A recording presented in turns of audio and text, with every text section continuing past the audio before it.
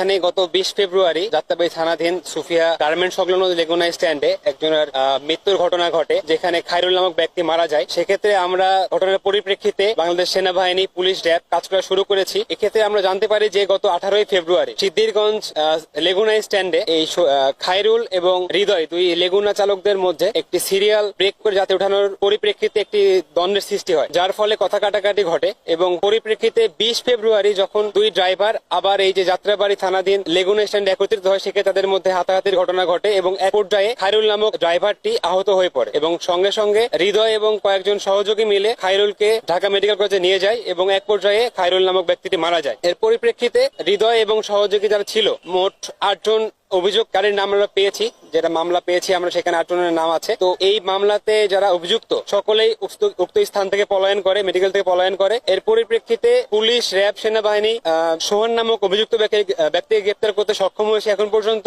এবং বাকিরা পলাতক অবস্থায় আছে, যাদেরকে আমরা এখনো গ্রেপ্তার করতে পারি নাই। এই বিষয়ে আমরা যতভাবে কাজ করে যাচ্ছি, আমরা আশা করি খুব দ্রুতই বাকিদের গ্রেপ্তার করতে আমরা সক্ষম হব।